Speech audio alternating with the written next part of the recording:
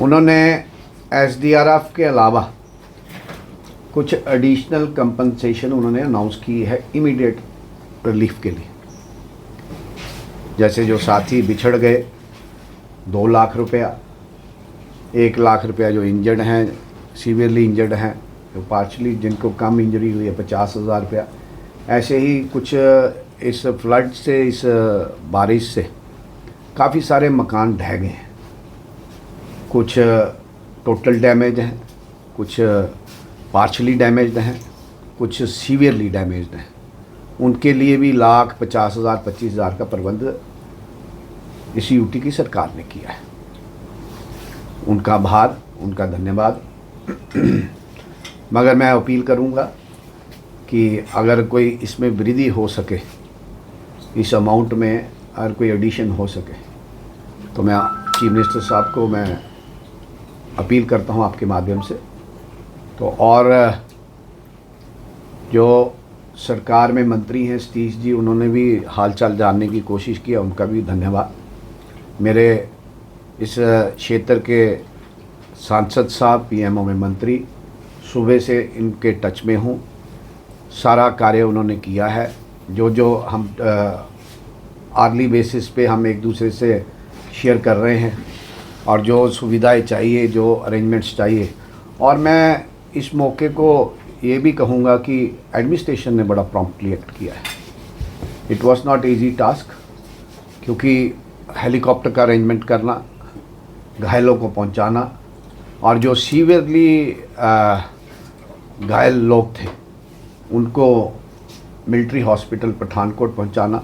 आपकी प्रेस वार्ता के बाद मैं वहीं जा रहा हूं। मगर मैं एक निवेदन करूंगा कि बहुत डैमेज हुआ है। जो इमीडिएट रिलीफ है वो सरकार कर रही है। इमीडिएट रिलीफ की सरकार ने कुछ अनाउंसमेंट्स भी की हैं। मगर जो रोड्स है, कम से कम 15-20 रोड हैं जो इसी स्ट्रेच में आते हैं, जो टोटली डैमेज हो गए। मेरा निवेदन रहेगा, आग्रह रहेगा सरकार से, एडमिनिस्ट्रेशन से, कि उनको इमीडिएटली रिस्टोर किया जाए। मौसम फिर ख़राब है। डिस्ट्रिक्ट एडमिनिस्ट्रेशन से, डीसी साहब से अपील करूंगा कि इनको एवैक्यूएट करने का प्रबंध करें, खाने पीने की व्यवस्था करें, ताकि लोगों में पैनिक ना हो। और तमाम साथियों ने, आम जनमानस ने इसमें कलेक्टिवली सब ने अपनी अपनी जिम्मेवारी निभाई है। अभी ये आपदा समाप्त नहीं हुई है, तो मेरा आपके माध्यम से सबसे ये निवेदन रहेगा, पैनिक हम ना क्रिएट करें। मसले को हल करने का हम सब प्रयास करेंगे। जैसे पूरे दिन में हमने दिनचर्या में देखा कि हर आदमी ने इसमें कंट्रीब्यूट किया है, चाहे वो सिविल सोसाइटी के लोग हों, चाहे वो भारतीय जनता पार्टी के कार्यकर्ता हों, या कोई और आम जनमानस, जितने भी हैं, सब ने कंट्रीब्यूट किया है। तो आज के इस क्लैमिटी के ऊपर मैं नुमाइंदा होने के नाते मैं भी अपनी एक जिम्मेवारी समझता हूँ। तो मेरे पास कुछ डिस्क्रिशनरी फंड रहता है, जिसको हम CDF कहते हैं। तो मैंने भी कोशिश की है कि जो कंप्लीटली डैमेज्ड मकान है, टोटली कोलैप्स्ड, उनको मैं अपने CDF से 1 लाख रुपया दूंगा। और जो सीवियरली डैमेज्ड है उनको 50,000, और जो पार्शली डैमेज्ड है उनको 25,000। इसके साथ साथ कई लोगों की प्रोटेक्शंस वाल वो भी टूट गई हैं, कोई शेड्स हैं।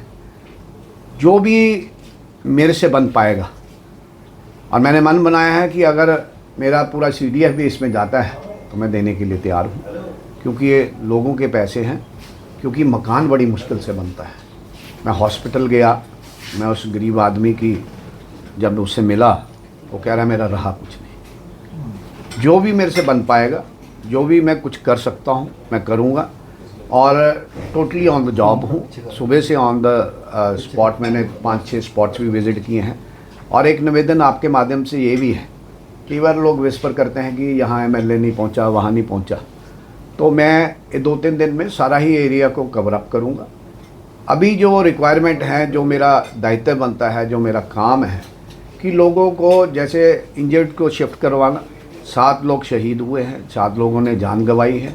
पहले उनका डिस्पोजल करना बहुत ज़रूरी था, उनको लास्ट राइट्स उनकी हो जाएं वो सुनिश्चित करना बहुत ज़रूरी था।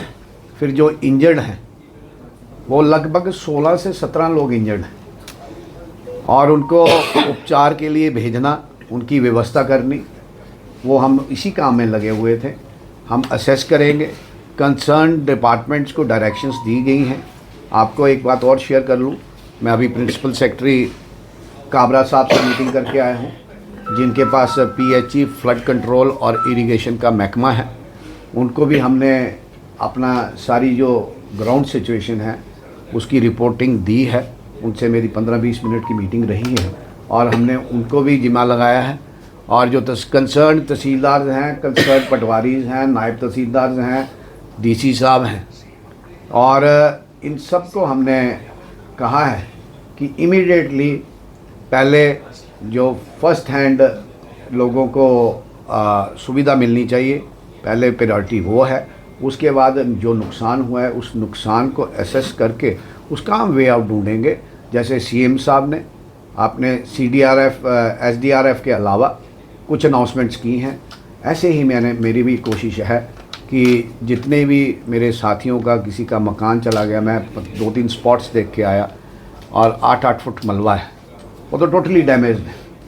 फिर मैं एक बार दोहराता हूँ, टोटली डैमेज के लिए 1 लाख रुपये, सीवियरली डैमेज के लिए 50 लाख रुपये, 50,000 रुपये, और जो पार्शली डैमेज हैं 25,000 रुपया।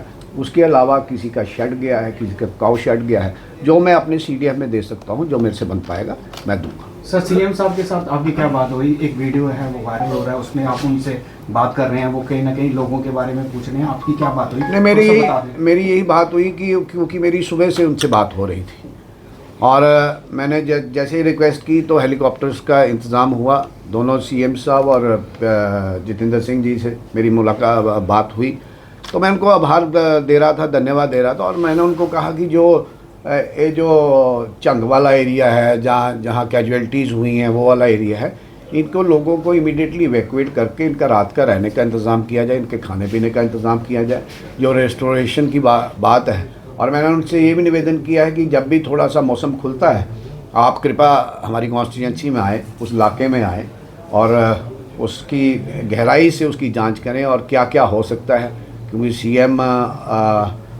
साहब के डिस्पोजल पे सारी चीज़ें हैं तो मांगना तो उन्हीं से है।